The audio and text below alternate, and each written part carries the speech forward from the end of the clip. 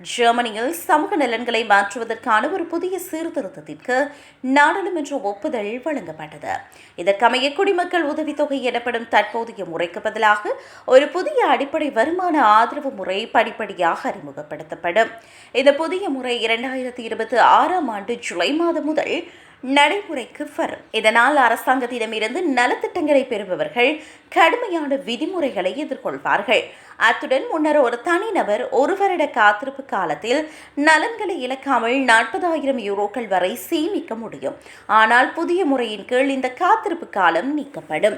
மேலும் ஒருவர் உதவிக்கு விண்ணப்பிக்கும் போது அவரது சேமிப்பு உடனடியாக சரிபார்க்கப்படும். இதன்போது வங்கியில் உள்ள பணம், முதலீடுகள் அல்லது அவசரகால நிதிகள் போன்றவை கணக்கில் எடுத்துக் கொள்ளப்படும்.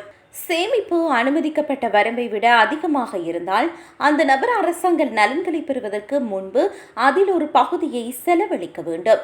இந்த வரம்பு வயதை பொறுத்தது. பல சந்தர்ப்பங்களில் இது முன்னரை விட குறைவாக இருக்கும்.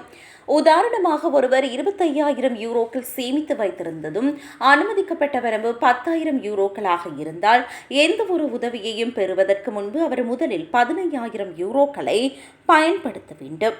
இந்த மாற்றம் மக்களுக்கு விரைவாக வேலைக்கு திரும்பவும் இந்த அமைப்பை நியாயமானதாக மாற்றவும் உதவும் என்று அரசாங்கம் கூறுகின்றது. பணம் குறைவாக உள்ளவர்களுக்கு அதிக உதவி செல்ல வேண்டும் என்பதே இந்த மாற்றங்களின் நோக்கமாகும்.